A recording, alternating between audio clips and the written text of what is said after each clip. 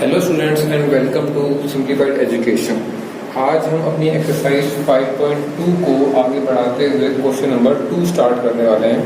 तो जल्दी स्टार्ट करते हैं वीडियो। क्वेश्चन नंबर 2, अगर आपके पास बुक है तो बुक में देख लीजिए एनसीईआरटी क्लास 10 में, अगर नहीं है तो स्क्रीनशॉट आपकी स्क्रीन पे आ गया होगा। देखिए क्वेश्चन में हमको क्या दिया है। क्वेश्चन में हमको दिया है, क्वेश्चन में कहा है choose the correct choice in the following and justify, यानी कि हमको करेक्ट चॉइस करनी है। हमको यहाँ पर दो पार्ट्स दिए हैं इस क्वेश्चन के, और दोनों पार्ट्स में यहाँ पे हमको 4 ऑप्शन दिए हैं। तो हमको करेक्ट चॉइस करनी है कि कौन सा ऑप्शन जो है इसमें आएगा। देखिए पहला वाला देखते हैं, इसमें क्या दिया है 30 टर्म ऑफ द एपी, यानी कि हमें 30 टर्म निकालनी है एपी की, और सेकंड वाले में 11 टर्म ऑफ एपी, यानी कि हमको सेकंड वाले में 11 टर्म निकालनी है एपी की। कुल मिला के हमें इन दोनों पार्ट्स में जो है 30 टर्म और 11 टर्म निकालनी है, और जो भी ऑप्शन सही है उस ऑप्शन को टिक करना है या उस ऑप्शन को मार्क करना है, और हमारा ये क्वेश्चन हो जाएगा। लेकिन उसके लिए हमको सॉल्व करना पड़ेगा, और सॉल्व करेंगे तो जस्टिफाई जो है, जस्टिफाई वाला पार्ट भी अपने आप क्वेश्चन का पूरा हो जाएगा। तो चलिए स्टार्ट करते हैं। अब देखें यहाँ पर हमको इसमें सेकंड क्वेश्चन के फर्स्ट पार्ट में क्या दिया हुआ है। फर्स्ट पार्ट में हमको यहाँ पर सीरीज दी हुई है 10, 7, 4, आगे डॉट डॉट डॉट की सीरीज आगे कंटिन्यू हो रही है। हमें इस सीरीज का जो है कौन सी टर्म निकालनी है, 30th टर्म हमको इस सीरीज की निकालनी है। तो हम यहाँ पे क्या करेंगे, अपना फॉर्मूला लगा देंगे जो हमने पिछली वाली वीडियो में करा था इस एक्सरसाइज का मेन फॉर्मूला, जो कि है ए एन का।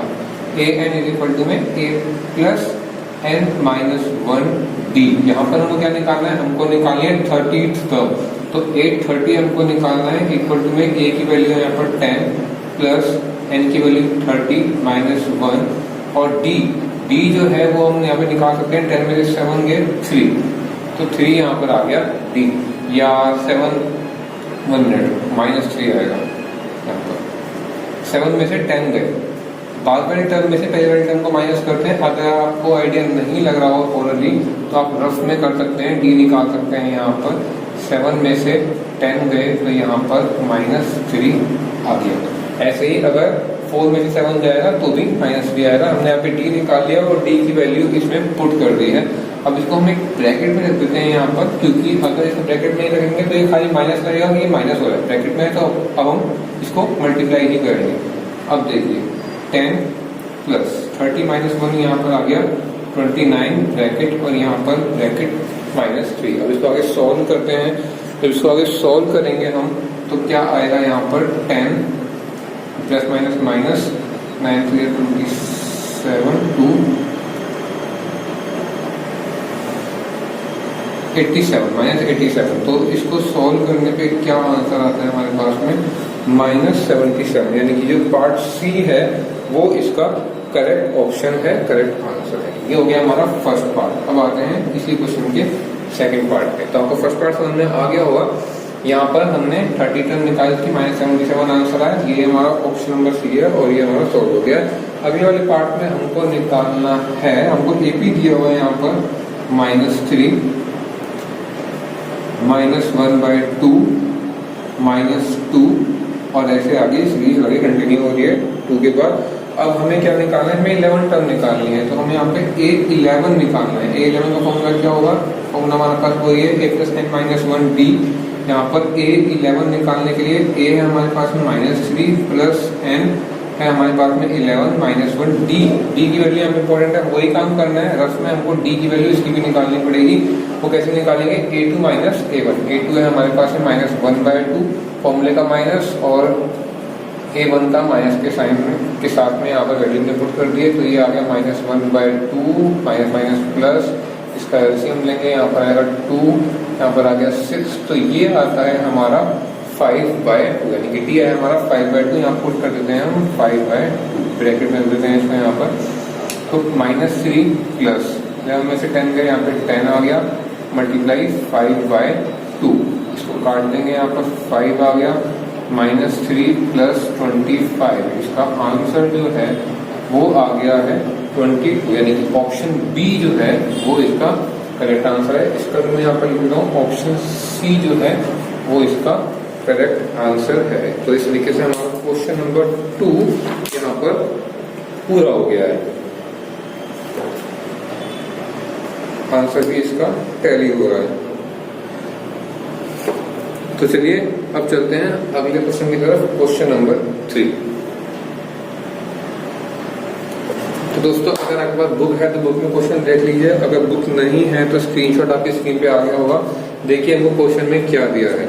इसमें हमको दिया है the following APs find the missing terms in the boxes. इस एपी के अंदर जो हमने एपी लिए हुए यहाँ पे 5 पार्ट्स, इसके अंदर हमको जो मिसिंग टर्म्स हैं बॉक्सेस में वो यहाँ पर हमें लिखनी है, यानी कि लिखे थे फिल द ब्लैंक्स है। ये जो बॉक्स हैं वो हमें फिल करने हैं, वो हमारे ब्लैंक्स हैं और यहाँ पर हमें सारी की सारी एपी की सीरीज दी हुई है। चलिए आते हैं इसके फर्स्ट पार्ट पर। तो फर्स्ट पार्ट में हमको दिया है 2, फिर हमको यहाँ पे बॉक्स दिया हुआ है और फिर 26 दिया हुआ है। हमको इसको सॉल्व करना है और 20 की वैल्यू लिखनी है। अगर हम ध्यान से देखें इस एपी के अंदर तो ये हमारी कौन सी टर्म है, ये हमारी ए है, ये A2 है और ये A3 है। तो अब क्या है इस क्वेश्चन के अंदर हमको क्या दिया हुआ है, हमको दिया हुआ है A इक्वल टू में 2 और हमको A3 दिया हुआ है 26। ये मैंने आपको समझाने के लिए कहा था, ऐसे करना नहीं है यहाँ पर। तो हमें इन दोनों का इस्तेमाल करके बीच का टर्म निकालना है, बीच की टर्म निकालनी है। अभी हमें लगाते हैं AN का फॉर्मूला A3 के अंदर। देखिए A3 का फॉर्मूला क्या होगा, A3 का फॉर्मूला होगा तो हमने पढ़ा था a plus n minus 1 d. Formula वही है ए एन इक्वल टू में a plus n minus d. हमने यहाँ पे n की जगह पे 3 लगा दिया है, तो उससे फर्क क्या पड़ेगा कि फॉर्मूले के अंदर भी यहाँ पर 3 आ जाएगा और a की वैल्यू अगर हम फॉर्मूले के अंदर पुट करें तो हमारे पास जो है d की वैल्यू आ सकती है। अगर a3 की जगह हम 26 पुट करें और इस इक्वेशन को हम सॉल्व करते हैं तो इस इक्वेशन से पूरी से हमारे पास में d की वैल्यू आ जाएगी। इसको सॉल्व करते हैं 26 इक्वल टू में 2 प्लस 2d, तो इस 2 को वहां ले जाते हैं। 26 माइनस 2 इक्वल टू में 2d, 24 इक्वल टू में 2d, 24 अपॉन में 2 इक्वल टू में d। तो हमारी d की वैल्यू कितनी आ गई है, यहाँ पे 12 आ गई। अगर d की वैल्यू आ गई हमारे पास में तो हम सेकंड वाला भी निकाल सकते हैं नंबर, यानी कि A2 का फॉर्मूला क्या होगा, a plus d, a plus n minus 1 d भी कर सकते हैं हम, लेकिन वो यहाँ पर a प्लस डी ही आएगा, यहाँ पर d के आगे 1 आएगा। देखिए इसका सिंपल सा लॉजिक क्या होता है, जो भी हमको टर्म निकालनी है उस टर्म में से एक नंबर माइनस कर दीजिए और d के आगे लगा दीजिए। जैसे कि हमको A2 निकालना है तो a प्लस डी, A3 निकालना है तो a प्लस 2d, A4 निकालना है तो a प्लस 3d, A5 निकालना है तो a प्लस 4d। तो इसलिए कहते हैं A2 निकालना है तो a प्लस d। तो A2 की वैल्यू यहाँ पर क्या आ जाएगी, A है हमारा 2 और D हमने अभी निकाला 12, तो हमारे पास में इसका आंसर आ गया 14। तो बॉक्स के अंदर जो आंसर है वो हमारा आ जाएगा 14। इस तरीके से हमारा इसका पहला पार्ट हो गया है सॉल्व। हमने क्या करा, एक बार दोबारा देख लीजिए। हमको 3 नंबर दिए हुए थे, बॉक्स हमको फिल करना था। यहाँ पर हमने ये फर्स्ट टर्म A1 और A3 की हेल्प से हमने क्या करा, मेनली A3 की हेल्प से हमने क्या करा है, यहाँ पर फॉर्मूला लगा के AN वाला D की वैल्यू निकाली और उस D की वैल्यू को और A को इस्तेमाल करके फिर हमने A2 यानी कि सेकेंड वाला जो बॉक्स था वो फिल कर दिया है। अब आते हैं इस क्वेश्चन के सेकेंड पार्ट पे। देखिए सेकेंड पार्ट में हमको क्या दिया हुआ है, सेकेंड पार्ट में हमको 2 बॉक्स दिए हुए हैं। यहाँ पर बॉक्स, फिर 13, फिर एक और बॉक्स और फिर 3। जब ऐसे आ जाए, आपको पहले टर्म नहीं दिया हो तो क्वेश्चन थोड़ा सा कॉम्प्लिकेट हो जाता है। यहाँ पर हमको क्या करना पड़ेगा, हमको यहाँ पे लिखना पड़ेगा जो हमको गिवन है। पहले A2 हमको दिया है 13 और A4 हमको दिया है 3। अब देखिए हम A2 को क्या लिख सकते हैं, हम A2 को लिख सकते हैं A प्लस डी जो कि हमें दिया है 13 और A4 को हम लिख सकते हैं A plus 3d equal to में 3। फॉर्मूला में वही लगाया है A plus n minus 1d वाला, और उस फॉर्मूले का शॉर्टकट के रूप में हमने यहाँ पर A4 की जगह पर A प्लस 3d लिख दिया। मैंने आपको बताया था A2 मतलब A प्लस डी, A4 मतलब A प्लस 3d, अगर A5 होता तो A प्लस 4d। इस तरीके से चलते हैं हमारे नंबर। अब अगर हम ध्यान से देखें तो अगर इन दोनों इक्वेशन को हम यूज करें, उनको सॉल्व करें, तो हम A और D दोनों की वैल्यू निकाल सकते हैं। A और D दोनों की वैल्यू निकल जाएगी। कैसे? बाय सब्स्टिट्यूशन और बाय एलिमिनेशन, जो कि आपके chapter pair of linear equation in 2 variable में ये कॉन्सेप्ट है। अगर आपको ये कॉन्सेप्ट नहीं आता है तो पहले आपको कॉन्सेप्ट समझिए इक्वेशन सॉल्व करने वाला, और उसके बाद ये सॉल्व होगा। तो ये कैसे सॉल्व होगा मैं आपको बता देता हूँ। यहाँ पर हम यूज करेंगे मेथड ऑफ एलिमिनेशन। ये हमारी दो इक्वेशन है। हम क्या करेंगे, जो ए का कोफिशिएंट है यानी कि 1, उससे दोनों इक्वेशन को मल्टीप्लाई कर देंगे, यही वैल्यू आने वाली है। फिर नीचे वाली इक्वेशन के साइन चेंज कर देंगे। यहाँ पर ए कट गया पूरा का पूरा, तो यहाँ पर बच गया -2d इक्वल टू में 10। तो d की वैल्यू हमारे पास में यहाँ पर आ जाएगी -5 सॉल्व करके। तो हमारे पास d की वैल्यू आ गई है। अब हमें a की वैल्यू निकालनी है, तभी हम ये और ये वैल्यूज निकाल पाएंगे। तो a की वैल्यू कैसे निकालेंगे, हम इसको इक्वेशन 1 की इक्वेशन 2 की फर्स्ट वाली इक्वेशन में पुट कर देंगे d की वैल्यू।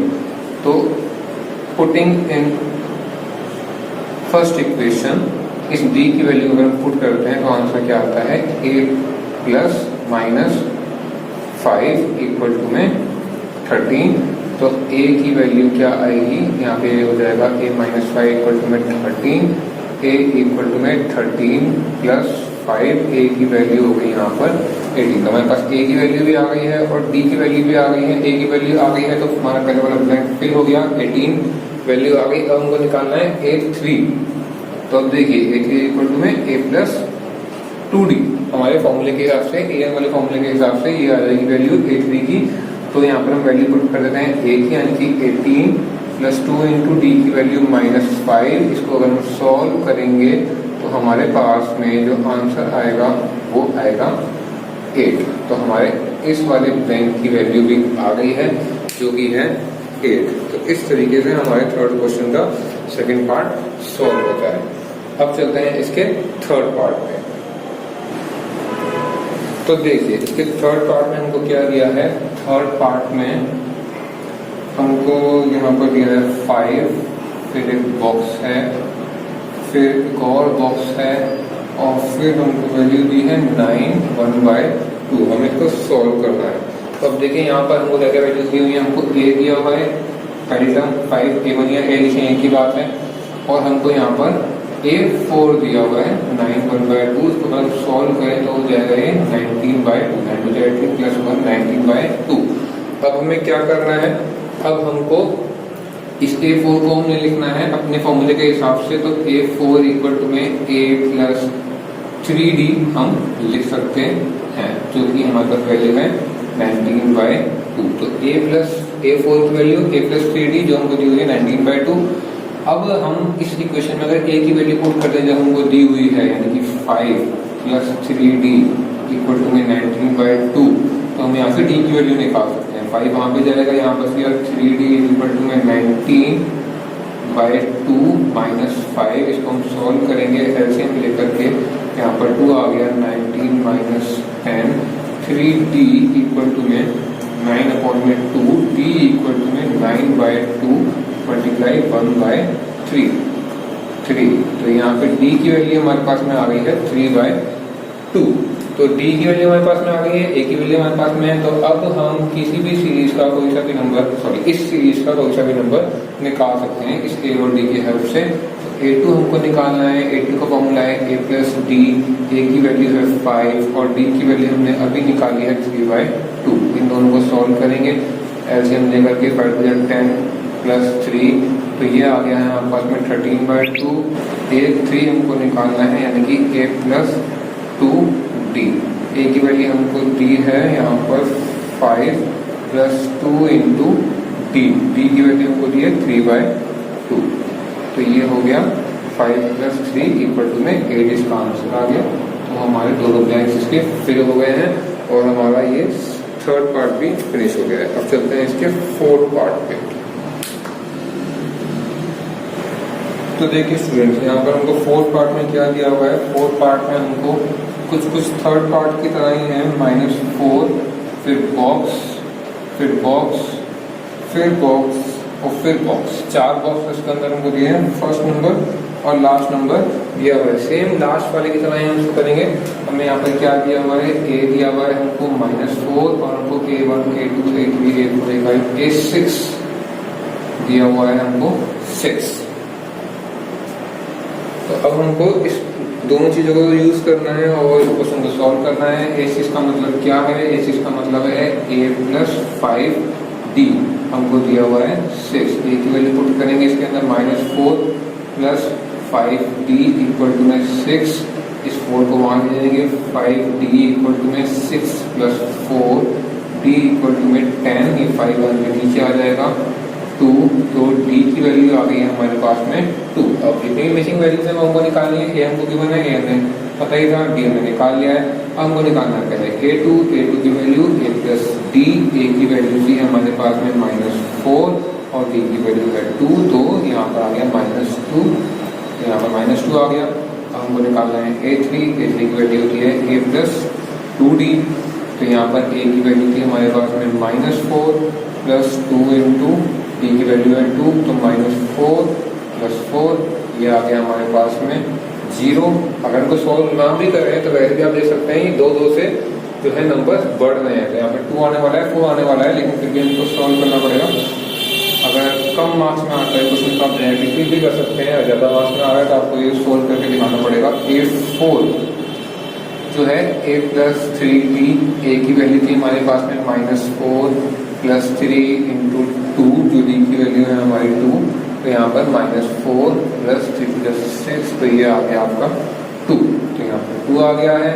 और फिर ये 5 हमको निकालना है, a प्लस 4d होता है इसका फॉर्मूला, a हमको दिया है -4 प्लस 4 इंटू डी की वैल्यू 2, -4 प्लस 4 हो जाए 8, तो यहाँ पर वैल्यू आ गई हमारे पास में 4। तो हमारा ये पार्ट भी इस तरीके से सॉल्व होता है, 4th पार्ट। अब चलते हैं अगले पार्ट की तरफ।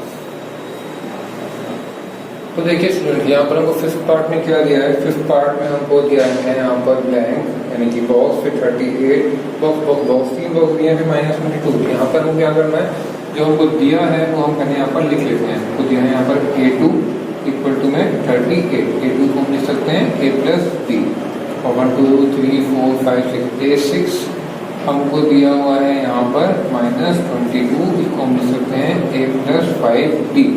अब हमारे पास यहाँ पे 2 इक्वेशन आ चुकी हैं, इन दोनों इक्वेशन को हम सॉल्व करेंगे और ए और डी की वैल्यू निकालेंगे। तो यहाँ पर a plus d equal to में 38 है, और a plus 5d equal to में -22, 2 इक्वेशन हमारे पास में आ चुकी हैं। अब देखिए मैं क्या करना है, एक ही कोएफिशिएंट यानी कि 1 से दोनों को मल्टीप्लाई करेंगे, सेम आंसर आएगा, फिर इनके साइन चेंज कर देंगे हम नीचे और इसको सॉल्व करेंगे। तो यहाँ पर आ गया है -4d इक्वल टू में 60,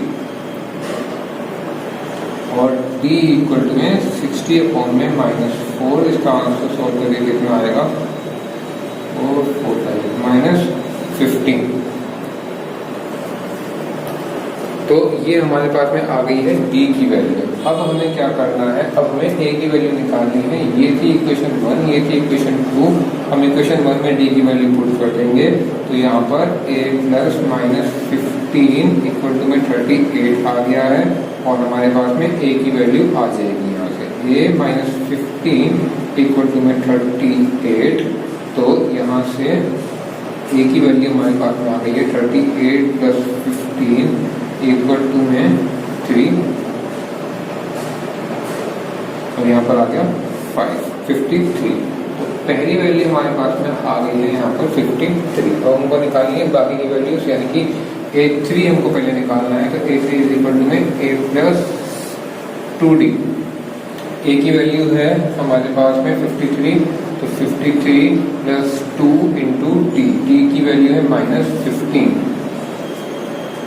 तो ये हमारे पास में आंसर आ गया है -30 को सॉल्व करेंगे तो 15 इक्वल टू में 23, ये आ गया है 23।